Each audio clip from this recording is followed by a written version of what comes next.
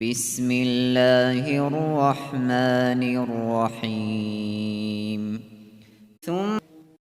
اللهم صل على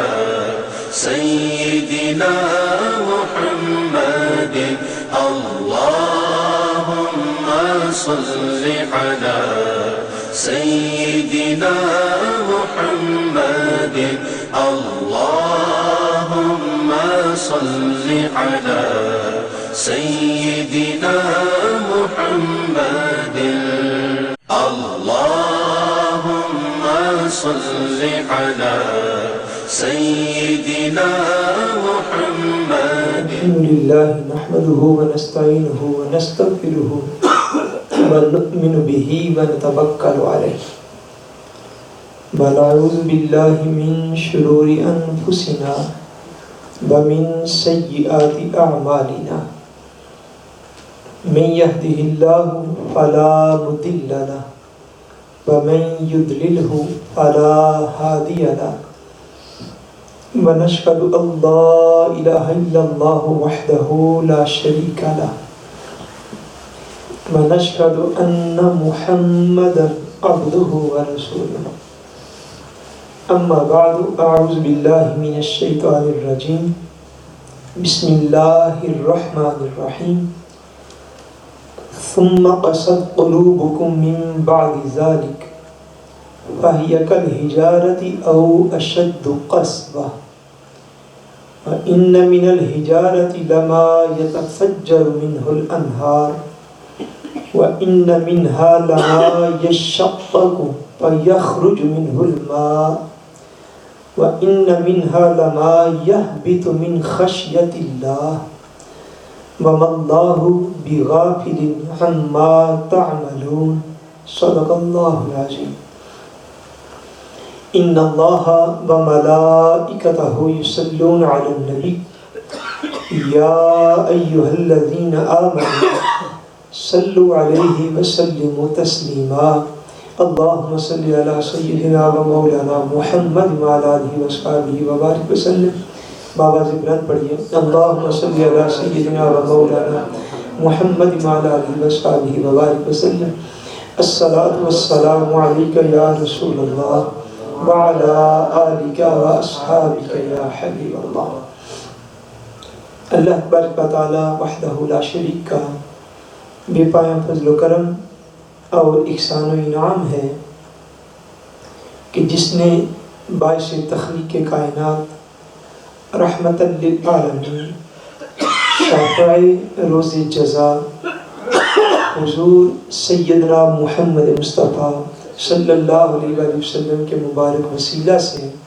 ہم سب کو دولت ایمان عطا فرمائی. اللہ تبارک و تعالی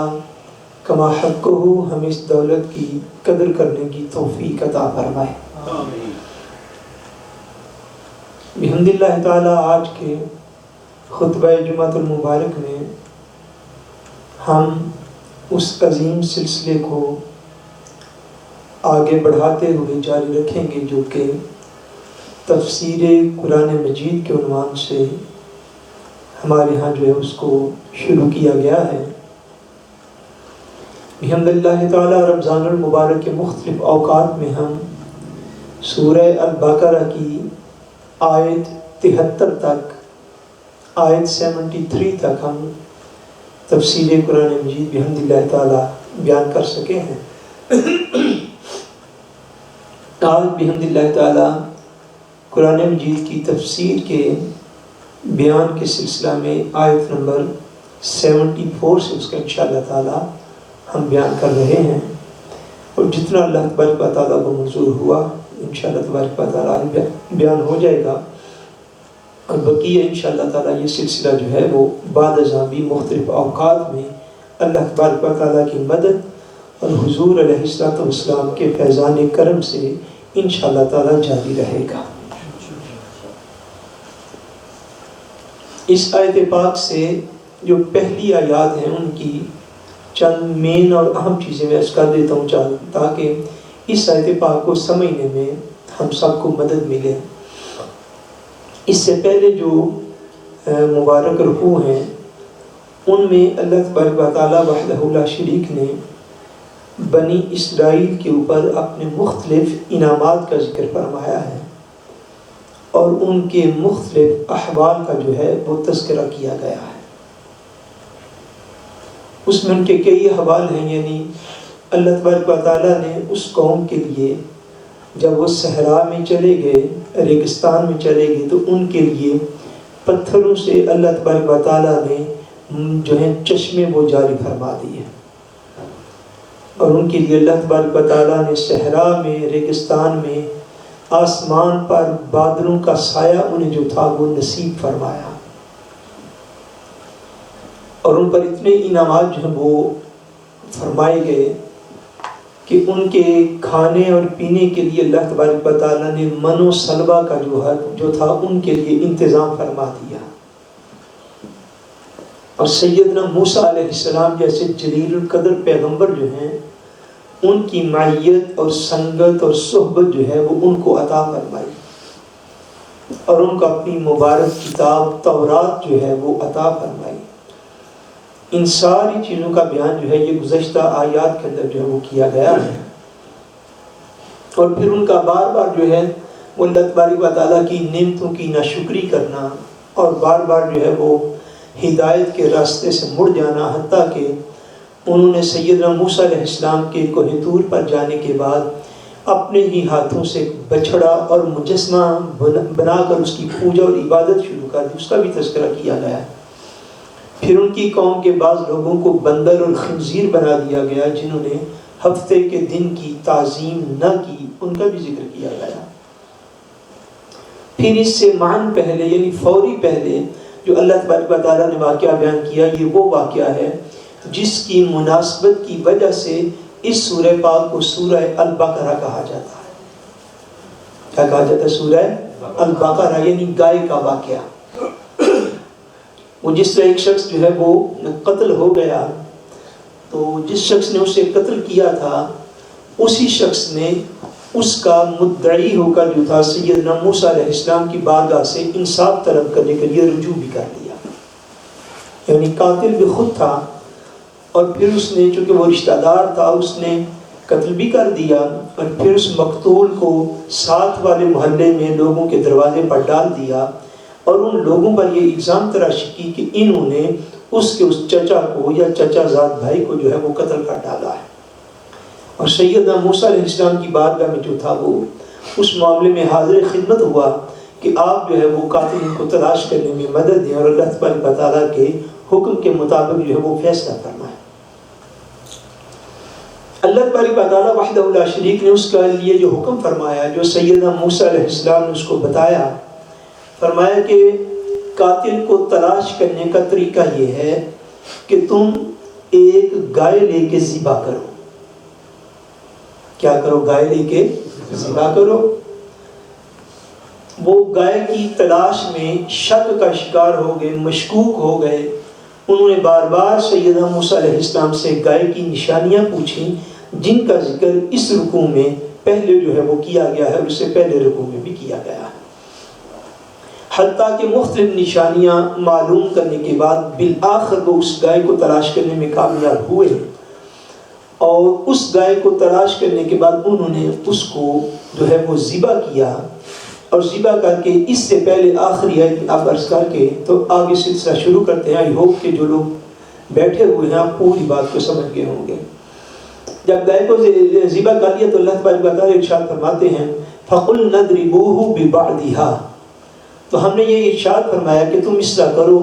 کہ اس مردہ گائے کا کوئی ٹکڑا لے کر اس مقتول کو مارو،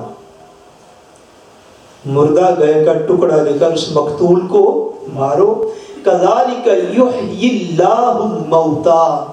فرمایا اسی طرح اللہ تبارک و تعالیٰ مردوں کو زندہ فرما دیتا ہے۔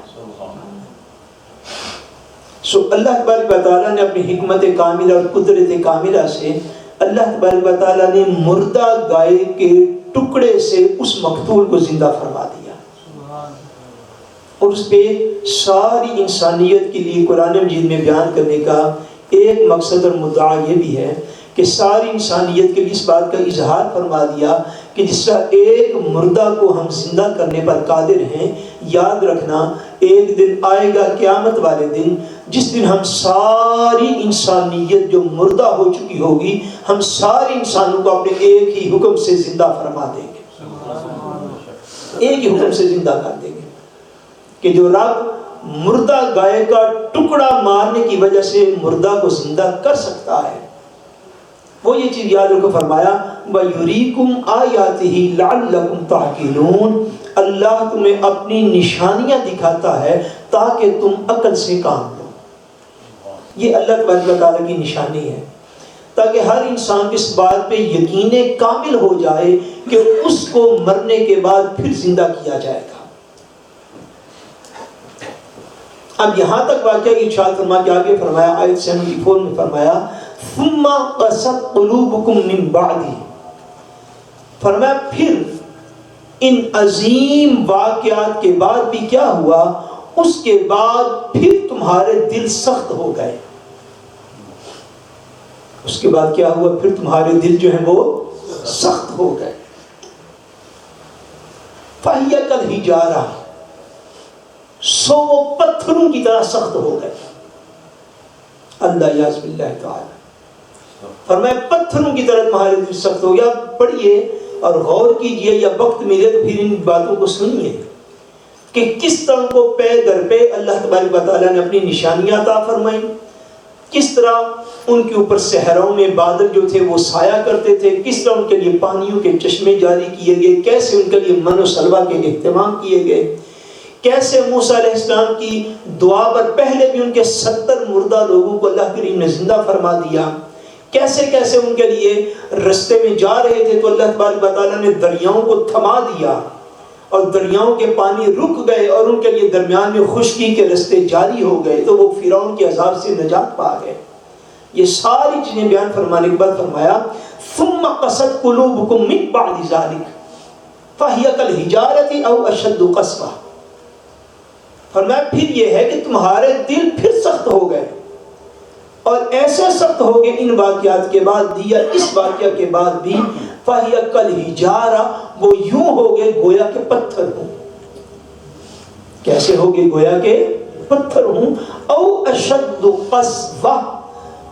یا فرمایا کہ پتھروں سے بھی زیادہ سخت تر دل ہو گئے، پتھروں سے بھی زیادہ سخت تر دل ہو گئے۔ یہ دلوں کی سختی جو ہے، دل کا سخت ہو جانا، دل کے سخت ہونے کی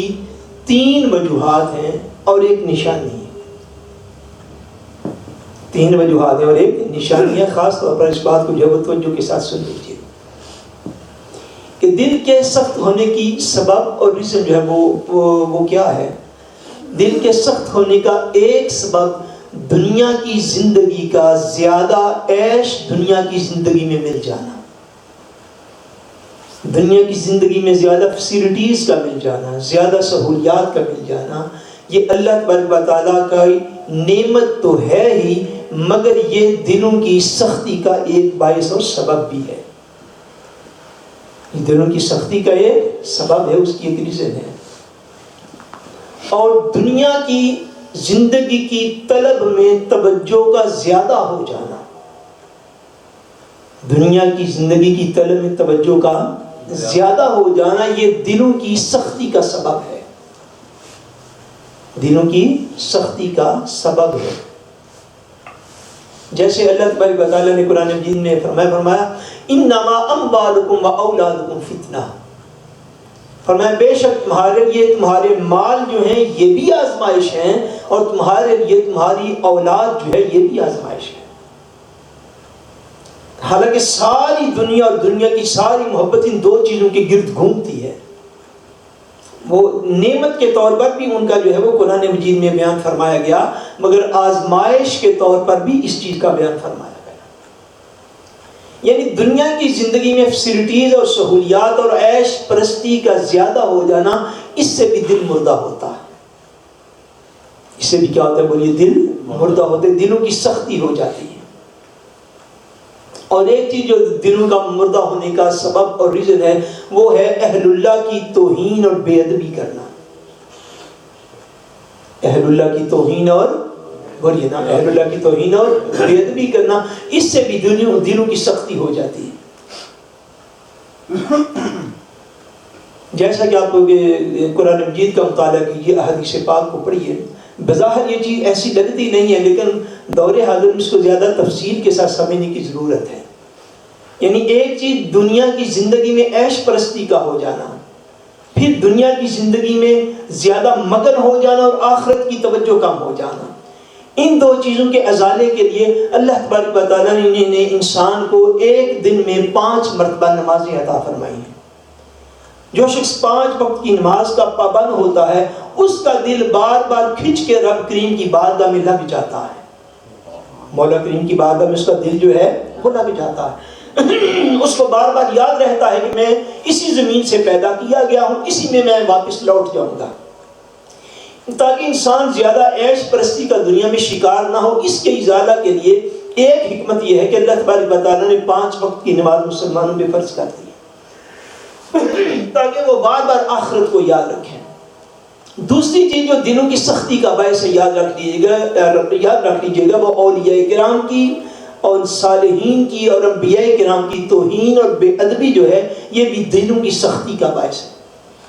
اب یہ جو پہلی قسم کی سختی ہے نا، یعنی دنیا کی عیش پرستی میں مبتلا ہو جانا، دنیا کی طلب میں زیادہ مبتلا ہو جانا، یہ دلوں کا سختی کا باعث کئی سالوں کے بعد جا کے بنتی ہے. یہ بڑا خاص نقطہ ہے. اگر اس معاملے میں کوئی بندہ ملوث ہو گیا تو اس کی دل کی سختی جو ہے وہ کئی سالوں کے بعد جا کے دلوں کی سختی کا شکار ہوتا ہے. لیکن اگر کوئی اللہ تبارک و تعالیٰ کے پیاروں کی توہین میں مبتلا ہو جائے تو وہ دل کی سختی جو ہے وہ مینگام اس کو اپنی گرفت میں لے لیتی ہے. جیسا کہ کئی صدیوں اور کئی ہزاروں سالوں پر مشتمل عبادت تھی شیطان اور ابلیس کی، مگر ایک لمحہ پر کی توہین آدم علیہ السلام نے اس کے دل کو سخت کر دیا تھا. یعنی صدیوں کی عبادت اس کے کام نہیں آ سکی. لمحہ پر کی توہین جو تھی، اس نے اس کو فرشتوں کی جماعت سے نکال کر شیطانوں کا سردار بنا دیا. اور جیسے آقا دو عالم نبی کریم صلی اللہ علیہ وسلم نے ارشاد فرمایا، صحیح بخاری شریف کی حدیث پاک ہے، حضور نے فرمایا من عاد لی ولیا فقد آذنتہ بالحرب. فرمایا اللہ یہ ارشاد فرماتا ہے، یہ حدیث قدسی ہے، فرمایا جس نے میرے ولی کے ساتھ دشمنی کی اس نے اللہ کے ساتھ اعلان جنگ کر لیا. اس نے کیا کیا؟ اللہ کے ساتھ اعلان جنگ کر لیا. اس بات کو جو ہے وہ سمجھنا چاہیے. میں یہ کہہ رہا ہوں کہ دلوں کی سختی کیسے ہوتی ہے. دلوں کی سختی کا سبب یہ 3 چیزیں ہیں، اور اس کی ایک نشانی اور ایک علامت یہ بھی ہے کہ جو دل سخت ہو جائے وہ یہ سمجھے کہ اس کا دل سخت ہے، اور اس کو پتہ نہ چلے کہ دل سخت ہے یا نرم ہے. اس کی ایک پہچان یہ ہے کہ بندہ کسی واعظ و نصیحت کی مجلس میں حاضر ہو. کیا بعض و نصیحت کی مجلس میں حاضر ہو، مثلا نماز جمعہ میں حاضر ہو، محفل میلاد میں حاضر ہو، درس قرآن میں حاضر ہو، درس حدیث پاک میں حاضر ہو، محفل 11 شریف پہ حاضر ہو. یعنی جہاں پہ یا تو اللہ کا کلام سنایا جا رہا ہے یا حضور علیہ السلام کا فرمان سنایا جا رہا ہے، اور وہ محفل پاک میں حاضر ہو، واعظ و نصیحت کی کسی بھی مجلس میں کسی بھی جگہ پہ حاضر ہو، اس میں گھنٹہ 2 گھنٹے 3 گھنٹے 4 گھنٹے بیٹھے، جب وہ وہاں سے اٹھ کے واپس جائے تو اگر کسی دل پر، یہ بہت بڑی نشانی ہے، اس بات کو سمجھ لیجئے، اگر کسی دل پر واعظ و نصیحت کا اثر نہ ہوتا ہو تو یہ بدترین وہ دل ہے جو کہ دل سخت ہو چکا ہوا ہے. اور یہ بدترین سختی ہے جو کلام الہی سن کر بھی ٹوٹتی نہیں، جو حدیث رسول سن کر بھی ٹوٹ نہیں رہی. واعظ و نصیحت کی مجلس میں اگر کوئی بندہ حاضر ہو، جیسی کیفیت اس کی حاضر ہونے سے پہلے تھی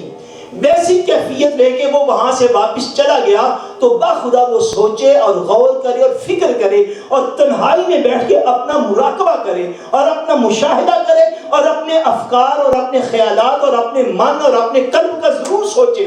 کہ اس کے دل کو کیا ہو گیا کہ اس نے اللہ کا فرمان بھی سنا تو دل کی کیفیت نہیں بدلی،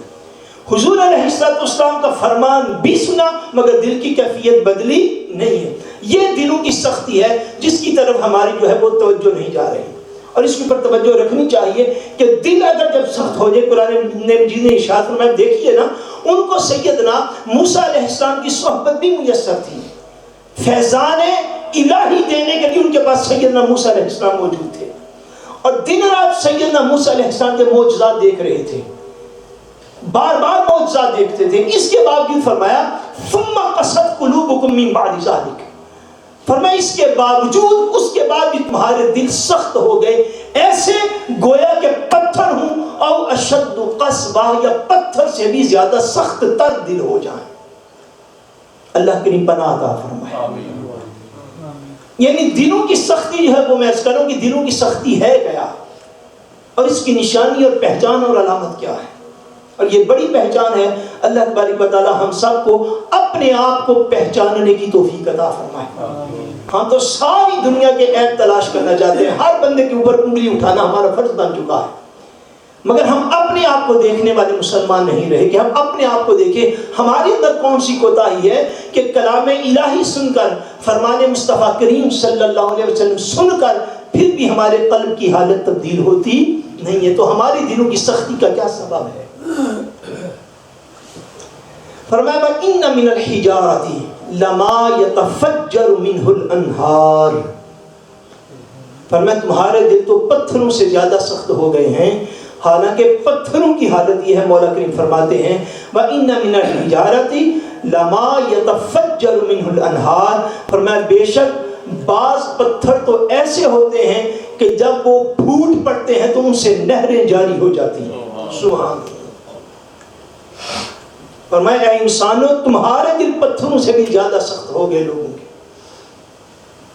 فرمایا پتھروں میں بعض پتھر ایسے ہیں کہ جب وہ پھٹ پڑتے ہیں، پھوٹ پڑتے ہیں، ٹوٹتے ہیں تو ان سے نہریں جاری ہو جاتی ہیں۔ تو ان سے کیا جاری ہوتا ہے؟ بولیے نہریں جاری ہو جاتی ہیں۔ دوسری حالت بیان فرمایا، فرمایا وَإِنَّ مِنْهَا لَمَا يَشَقَّقُ فَيَخْرُجُ مِنْهُ الْمَاءُ، فرمایا پھر بعض پتھر ایسے بھی ہیں کہ بعض پتھر پھٹتے ہیں تو ان سے پانی جو ہے وہ نکلنا شروع ہو جاتا ہے، ان کا نہروں اور دریاؤں جتنا تو ان کا فیضان نہیں ہوتا، اتنا زیادہ پانی تو وہاں سے نہیں نکلتا، مگر فرمایا کچھ پتھر ایسے بھی ہوتے ہیں کہ جب وہ پھٹتے ہیں یشققُ فیخرج منہ الماء، تو ان سے پانی نکلتا ہے، تو ان سے کیا نکلتا ہے؟ پانی۔ یہ دوسری حالت بیان کریں۔ آگے تیسری حالت بھی اللہ کریم نے ارشاد فرمایا، فرمایا وَإِنَّ مِنْهَا لَمَا يَهْبِطُ مِنْ خَشْيَةِ اللَّهِ، اور فرمایا پہلے پتھر تو ایسے ہوئے جن سے کہ پانی کی نہریں اور دریا جاری ہو جاتے ہیں، فرمایا دوسرے پتھر ایسے ہیں کہ جن سے خالی تھوڑا تھوڑا پانی رستا رہتا ہے، اور فرمایا کچھ پتھر ایسے ان سے نہ تو دریا جاری ہوئے، نہ نہریں جاری ہوئیں، نہ ان سے تھوڑا بہت پانی ہی نکلا، مگر کچھ ایسے بھی تو ہیں وَإِنَّ مِنْهَا لَمَا يَهْبِطُ مِنْ خَشْيَةِ اللَّهِ، کہ بعض پتھر ایسے ہیں جو اللہ کے خوف سے گر پڑتے ہیں، جو اللہ کے خوف سے جو ہے وہ پتھر ہونے کے باوجود گر پڑتے ہیں۔ یہ سب سے منیمم حالت یہ ہے۔ اس قرآن مجید کی آیت پاک سے ایک چیز اور بھی ظاہر ہوتی ہے، وہ یہ ہے کہ لگتا یوں ہے کہ جو پتھر ہیں یعنی جمادات جن کو ہم کہتے ہیں، جمادات اور نباتات جو ہیں، ان کو بھی اللہ تبارک و تعالیٰ نے کسی حد تک شعور کا کوئی نہ کوئی زینہ انہیں بھی عطا فرما رکھا ہے، ادراک کی کوئی نہ کوئی کیفیت ان کے اندر بھی موجود ہے، جیسے کہ آقا دو عالم نبی کریم صلی اللہ علیہ وسلم نے ارشاد فرمایا، بلکہ قرآن مجید کی پہلی آیت پاک ایک اور میرے ذہن میں آ رہی ہے، اللہ تبارک و تعالیٰ نے ایک مقام پہ ارشاد فرمایا لو انزلنا هذا القرآن على جبل لرأيته خاشعا متصدعا من خشية الله، فرمایا اگر ہم اس قرآن کو پہاڑوں پہ نازل فرما دیتے ہیں،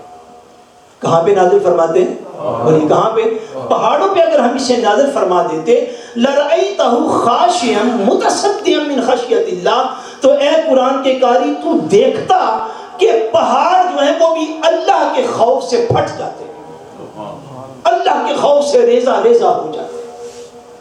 اور ایک اور مقام پر ارشاد فرمایا، فرمایا یا جبالو اوّبی معہ والطیر، اللہ کریم ارشاد فرماتے ہیں کہ ہم نے سیدنا داؤد علیہ السلام کے حوالے سے ہم نے پہاڑوں اور پرندوں کو یہ حکم دیا. کس کس چیز کو حکم دیا؟ پہاڑوں کو، اور دوسرا پرندوں کو. فرمایا ہم نے انہیں حکم دیا یا جبالو اوبی ماہو بالطیر، فرمایا اے پہاڑوں اور پرندوں تم جناب داؤد علیہ السلام کے ساتھ مل کے اللہ کی تسبیح میں شامل ہو جایا کرو. یعنی کچھ نہ کچھ شعور اور ادراک اللہ کریم نے ان مخلوقات کو بھی عطا فرمایا. اور جیسا مشہور حدیث بات ہے، صحیح بخاری شریف میں بھی ہے، صحیح مسلم شریف میں بھی ہے، آقا عالم صلی اللہ علیہ وسلم نے ارشاد فرمایا، حضور نے فرمایا احد پہاڑ ہم سے محبت کرتا ہے اور ہم احد سے محبت کرتے ہیں. یعنی وہ پہاڑ ہے، پتھر ہے، مگر اس کے اندر بھی محبت کرنے کی کوئی صفت پائی جاتی ہے. فرمایا احد پہاڑ ہم سے محبت کرتا ہے اور ہم احد سے محبت کرتے ہیں. اور شہنشاہ ولایت باب العلم حضرت سیدنا مولا علی المرتضیٰ رضی اللہ تعالیٰ عنہ، آپ نے ارشاد فرمایا کہ میں حضور علیہ السلام کے ساتھ، یہ جامع ترمذی شریف کے اندر حدیث پاک ہے، فرمایا میں حضور کے ساتھ شہر مکہ سے باہر نکلا تو آقا عالم صلی اللہ علیہ وسلم جس پتھر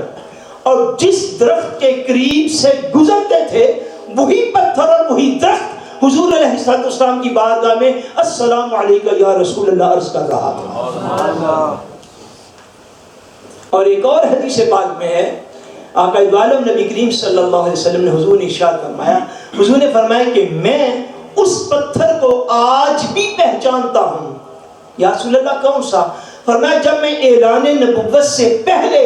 مکہ مکرمہ میں اس پتھر کے قریب سے گزرتا تھا، فرمایا میں اب بھی اس کو پہچانتا ہوں کہ جب بھی میں اس کے پاس سے گزرا اس نے میری بارگاہ میں ضرور ہی سلام عرض کر کے عرض کیا السلام علیکہ یا رسول اللہ. یعنی یہ جو اللہ تبارک و تعالیٰ نے ارشاد فرمایا، اس سے اور احادیث پاک سے، قرآن و سنت سے یہ ضرور ظاہر ہوتا ہے. بظاہر تو یہ مخلوقات جو ہے یہ یقیناً بے جان نظر آتی ہیں اور ہیں بھی. اور ایک حدیث پاک اور مجھے یاد آ رہی ہے، اور قرآن مجید کی بہترین تفسیر جو ہے وہ حضور علیہ السلام کے فرمان سے ہو سکتی ہے. آقا عالم صلی اللہ علیہ وسلم نے ارشاد فرمایا حجر اسود جو ہے، حجر اسود کیا ہے؟ پتھر ہے نا، بولیے کیا ہے؟ پتھر ہے. فرمایا آقا عالم نے فرمایا حجر اسود جو ہے قیامت والے دن اللہ تبارک و تعالیٰ حجر اسود کو زبان بھی عطا فرمائے گا، آنکھیں بھی عطا فرمائے گا. اور حجر اسود جس بھی بندے نے حالت ایمان میں اس کا بوسہ لیا، حجر اسود قیامت والے دن اس کے ایمان کی گواہی دے گا، حالانکہ وہ بھی ایک پتھر ہے. یعنی بعض پتھر ایسے ہیں اور ان چیزوں میں بھی کچھ نہ کچھ شعور اور ادراک کی کچھ نہ کچھ کیفیت اللہ تبارک و تعالیٰ نے ان کو عطا فرما رکھی ہے. فرمایا اے انسانوں جن کے دل سخت ہو گئے وہ ذرا غور تو کرو، اللہ تبارک و تعالیٰ وحدہ لا شریک کے اس مخلوق میں بعض پتھر ایسے ہیں کہ جب اللہ تبارک و تعالیٰ کا امر ہوتا ہے تو ان پتھروں سے جو ہے وہ نہریں جاری ہو جاتی ہیں. پھر بعض پتھر ایسے ہیں کہ جن پتھروں سے خالی پانی جو ہے وہ رستا ہے. اور فرمایا جن سے اتنا بھی نہیں ہوتا وہ پتھر ایسے ہیں کہ جو اللہ تبارک و تعالیٰ کے خوف سے گر پڑتے ہیں. کیا؟ اللہ تبارک و تعالیٰ کے خوف سے، ان کے اندر بھی اللہ تبارک و تعالیٰ کے خوف کو جذب کرنے کی صلاحیت پائی اور وہ گر جاتے ہیں. اس کی تفسیر کے اندر ایک اور رائے جو ہے اس کو بھی سمجھ لینا چاہیے کہ وہ لوگ، اس سے جو پہلی قسم کے لوگ مراد ہیں، وَإِنَّا مِنَ الْحِجَارَةِ لَمَا يَتَفَجَّرُ مِنْهُ الْأَنْهَارُ، فرمایا کہ بعض پتھر ایسے ہیں جن سے دریا پھوٹ پڑتے ہیں. اس سے مراد اللہ تبارک و تعالیٰ کی مخلوق میں صالحین، نیک لوگ اور اولیاء کرام اس سے مراد ہے کہ جن کا فیضان نہروں اور دریاؤں کی طرح امت میں جاری ہو جاتا ہے، جن کے فیضان سے کئی ہزاروں سینکڑوں لوگ جو ہیں وہ فائدہ پاتے ہیں. جس طرح کہ جب نہر کھود دی جائے، دریا کھود دیا جائے تو اس سے ہزاروں، لاکھوں اور سینکڑوں لوگ اس سے فائدہ اور نفع پاتے ہیں. ایک تو یہ کیفیت ہے، مفسرین نے ارشاد فرمایا. دوسری قسم کے جو لوگ ہیں جن کا یہاں پہ ذکر ہے وَإِنَّ مِنْهَا لَمَا يَشَّقَّقُ فَيَخْرُجُ مِنْهُ الْمَاءُ، کہ بعض پتھر فرمایا ایسے ہوتے ہیں کہ جن سے پانی بہنے لگتا ہے، وہ نہروں کی مثل نہیں ہوتے. اس سے مفسرین نے ارشاد فرمایا ایک مقام پر کہ اس سے علماء کرام مراد ہیں. اس سے کون مراد ہے؟ علماء حق، علماء ربانیین، علماء کرام مراد ہیں کہ جن سے کچھ نہ کچھ اللہ تبارک و تعالیٰ کی مخلوق بنسبت اولیاء کے کم صحیح مگر ان سے بھی اللہ کی مخلوق فیض پاتی ہے، ان سے بھی اللہ کی مخلوق جو ہے وہ فیض پاتی ہے۔ اور یہ جو تیسری قسم فرمائی وَإِنَّ مِنْهَا لَمَا يَهْبِطُ مِنْ خَشْيَةِ اللَّهِ، اور کچھ پتھر تو ایسے ہوتے ہیں کہ جو اللہ کے خوف سے گر پڑتے ہیں۔ یہ کم سے کم وہ روحانی حالت ہے جس کا کم سے کم ہر مسلمان کو اس اسٹیٹس کا مسلمان ہونا چاہیے۔ اگر اس سے کہیں اور فیض رسانی نہیں ہو رہی تو نہ صحیح، اگر اس سے اللہ کی مخلوق جو ہے وہ فیض نہیں پا رہی تو نہ صحیح، اگر وہ نہروں اور دریاؤں کی طرح فیض رساں نہیں بن سکا تو نہ صحیح، کوئی بات نہیں۔ اگر وہ خالی پانی کے رسنے کی طرح فیض یاب مخلوق کو نہیں کر سکا تو اس میں بھی کوئی بات نہیں۔ فرمایا اتنا تو ہو کم سے کم کہ اس کا اپنا دل جو ہے وہ تو اللہ کے خوف کے اندر گرفتار ہو، وہ خود تو بالکل ٹھیک مسلمان ہو، وہ کسی اور کو فیض نہیں پہنچا سکا تو نہ صحیح۔ وَإِنَّ مِنْهَا لَمَا يَهْبِطُ مِنْ خَشْيَةِ اللَّهِ، اتنا تو ہو کم از کم وہ خود تو اللہ تعالیٰ سے ڈرنے والا ہو،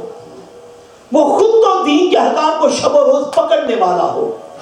اس کا اٹھنا بیٹھنا چلنا پھرنا کھانا پینا دیکھنا سننا بولنا خاموش رہنا گفتگو کرنا چپ رہنا،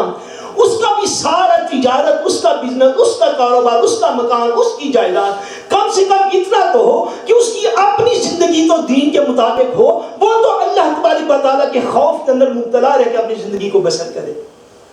اور یہ سب سے کم حالت ہے، اور جس نفس کی اس سے بھی کم حالت ہے اس کے نیچے وہ درجات ہیں جو کہ اپ اوور نہیں جاتے، یاد رکھ لیجئے، وہ نیز اوور نیچے کی طرف جانے والے ہیں، جو اللہ کی معافی عطا فرمائے، جس کو فرمایا لَقَدْ خَلَقْنَا الْإِنسَانَ مِنْ أَحْسَنِ تَقْوِيمٍ ثُمَّ رَدَدْنَاهُ أَسْفَلَ سَافِلِينَ، اس سے نیچے کے جو درجات ہیں وہ محض نفس امارہ کی طرف جانے والے ہیں۔ کم سے کم یاد رکھیے قرآن مجید کی آیت پاک کی روشنی میں کم سے کم بھلائی یہ ہے کہ بندہ خود دین کے اوپر عمل کرنے والا ہو، یہ کم سے کم بھلائی، وہ خود اللہ تبارک و تعالیٰ کا تابعدار ہو، وہ خود اللہ تبارک و تعالیٰ کا فرما بردار ہو، اور اللہ تبارک و تعالیٰ کی خشیت یعنی خوف اور ڈر کے ساتھ زندگی گزارنے والا، اور اتنی حالت میں نہ ہو تو پھر یاد رکھیے چوتھا وہ قلب ہے جس کو شروع میں ارشاد فرمایا گیا ثم قست قلوبکم من بعد ذلک، کہ اس کے بعد دلوں کی سختی شروع ہو جاتی ہے، اس کے بعد دل سخت ہونا شروع ہو جاتا ہے۔ جس بندے نے کم سے کم اپنے اوپر بھی قابو نہیں رکھا اور خود اللہ تبارک و تعالیٰ کے احکام کے اوپر کما حقہ عمل نہیں اس نے کیا، اس کے بعد دلوں کی سختی ہے، اور پھر کسی کا پتھر کی طرح ہو جائے، اللہ کی معافی عطا فرمائے، یا پتھر سے بھی سخت تر ہو جائے۔ فرمایا اے انسانوں، اے مسلمانوں، وَمَا اللَّهُ بِغَافِلٍ عَمَّا تَعْمَلُونَ، فرمایا اللہ تمہارے کاموں سے غافل نہیں ہے۔ اللہ تبارک و تعالیٰ تمہارے دن رات کو جاننے والا ہے، تمہارے شب و روز کو جاننے والا ہے، اس سے تمہارا کچھ بھی چھپا ہوا نہیں ہے۔ یہ مت سمجھو کہ اگر کائنات میں کوئی تمہیں نہیں دیکھ رہا، اگر کوئی کیمرہ آن نہیں ہے، اگر کوئی تمہیں سرچ نہیں کر رہا تو تم کہیں چھپے ہوئے ہو۔ آج سے جو ہزاروں سال پہلے انسان اس دنیا میں ہے، ان کے لیے بھی یہی آیات جو ہیں وہ چشمہ ہدایت اور چشمہ فیض تھیں، جو ہم سے ہزاروں سال بعد آئیں گے ان کے لیے بھی یہی آیات چشمہ فیض ہیں۔ فرمایا اے ہر دور کے انسانوں جن کی طرف ہم نے اپنے انبیاء بھیجے، اپنی کتابیں بھیجی، اور پھر آخری نبی اور آخری کتاب بھیج دی، یہ بات یاد رکھو، وَمَا اللَّهُ بِغَافِلٍ عَمَّا تَعْمَلُونَ، اللہ تمہارے کاموں سے غافل نہیں ہے، وہ خبردار ہے، وہ جاننے والا ہے۔ حتیٰ کہ قرآن مجید نے کتنی جگہوں پہ ارشاد فرمایا تم بظاہر جو کلام کرتے ہو یا بظاہر جو آنکھ سے دیکھتے ہو، اس بات کو تو ایک طرف چھوڑ دو، ان اللہ علیم بذات الصدور، فرمایا تمہارے سینوں کے جو راز ہیں وہ ذات اس کو بھی جاننے والی ہے۔ فرمایا وہ تمہیں جانتا ہے، وہ خبردار ہے تم سے، وہ تم سے غافل نہیں ہے، تمہارے ایک ایک لمحے کو جاننے والا ہے۔ اور معاذ اللہ ثم معاذ اللہ اگر کسی کو کچھ شک ہوا تو قیامت والے دن ایک ایک ساری خبر اس کی باہر آ جائے گی۔ فرمایا روئے زمین کا ہر گوشہ، روئے زمین کی ہر جگہ، اذا زلزلت الارض زلزالها واخرجت الارض اثقالها وقال الانسان ما لها یومئذ تحدث اخبارها، فرمایا وہ دن آئے گا جس دن روئے زمین اپنی خبریں بیان کرے گی۔ اس زمین پر جس انسان نے جو کچھ کیا، جہاں کیا، اس کا ذرہ ذرہ رب کریم کی بارگاہ میں بولے گا۔ فرمایا حضرت انسان حیران نہ ہونا کہ وہ کیسے بولے گا، بِأَنَّ رَبَّكَ أَوْحَىٰ لَهَا، اس کے رب کا اس کو اس دن یہی حکم ہوگا۔ یہی درخت بول پڑیں گے، یہی پتھر بول پڑیں گے، یہی گھاس بول پڑے گی، یہی سمندر کے کنارے بول پڑیں گے، یہی پانی بول پڑے گا۔ فرمایا یہ جو ساری چیزیں تم روئے زمین پہ دیکھتے ہو جو آج چپ ہیں، کبھی انسان یہ غور کرے اور سوچے کہ اس کو بھی کسی نے بولنے کی صلاحیت دی ہے تو یہ بولتا ہے، اگر وہ صلاحیت نہ دیتا تو یہ بھی بولنے کے قابل نہ تھا۔ بس آج فرمایا آج تمہاری دنیا کی زندگی میں ہم نے ان چیزوں کو امر نہیں دیا، ان کو خاموش رہنے کا حکم دیا ہوا ہے، مگر فرمایا یومئذ تحدث اخبارها، ایک دن وہ آنے والا ہے جس دن اس کائنات کا، اس روئے زمین کا چپا چپا ہی بول پڑے گا۔ ساری روئے زمین اپنی داستان مولا کریم کی بات درج کرے گی۔ مولا فلاں انسان یہاں پہ آیا تھا، اس نے اس طرح کیا یہاں پہ معاملہ کیا، فلاں آیا تھا اس نے یہ کیا، فلاں آیا تھا اس نے یہ کیا۔ فرمایا حیران نہ ہونا، بِأَنَّ رَبَّكَ أَوْحَىٰ لَهَا، رب کا اس دن امر ہی ان کے لیے ایسے ہوگا۔ سو فرمایا وَاللَّهُ وَمَا اللَّهُ بِغَافِلٍ عَمَّا تَعْمَلُونَ، فرمایا یاد رکھو کہ اللہ تمہارے کاموں سے غافل نہیں ہے۔ یہ مت سمجھو کہ معاذ اللہ ثم معاذ اللہ ہمارے کاموں کا، ہماری نیتوں کا، ہمارے اعمال کو کوئی جاننے والا نہیں۔ فرمایا جس نے تمہیں پیدا کیا ہے وہ تمہارے اعمال کو جاننے والا ہے۔ جب انسان اس دائرہ میں آ جاتا ہے اور اس کو یاد رکھیے، اس لیے فرمایا قرآن مجید نے بالکل آغاز پر سورہ البقرہ میں فرمایا وَبِالْآخِرَةِ هُمْ يُوقِنُونَ، فرمایا کامل مومن وہ نہیں جو آخرت پر ایمان لاتے ہیں، اس سے بندہ مومن ہوتا ہے۔ کامل مومن وہ ہیں وَبِالْآخِرَةِ هُمْ يُوقِنُونَ، جو آخرت پر یقین رکھتے ہیں۔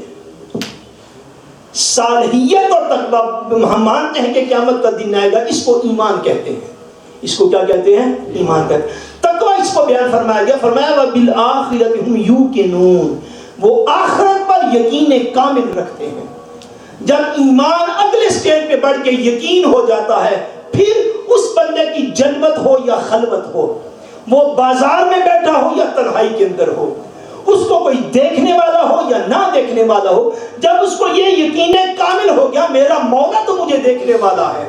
پھر اس کے اوپر نہ کوئی شیطان اثر کرتا ہے، نہ کوئی نفس امارہ اثر کرتا ہے، نہ کائنات کی کوئی شیطنت اس سے اپنی طرف کھینچ ہی سکتی ہے، اس لیے کہ اس کا رجوع اپنے مالک کی طرف ہو چکا ہوا ہوتا ہے۔ فرمایا اے انسانوں یاد رکھنا وَمَا اللَّهُ بِغَافِلٍ عَمَّا تَعْمَلُونَ، اللہ تمہارے کاموں سے غافل نہیں ہے، وہ جاننے والا ہے۔ اس لیے کم سے کم جو سٹیج اس آیت میں بیان کی گئی وہ اللہ تبارک و تعالیٰ کے خوف کی کیفیت اللہ تبارک و تعالیٰ ہم سب کو نصیب کرے اور قرآن مجید کے فیضان سے ہمارے سینوں کو روشن فرمائے۔ وَمَا عَلَيْنَا إِلَّا الْبَلَاغُ الْمُبِينُ، جن احباب نے سنت ادا کی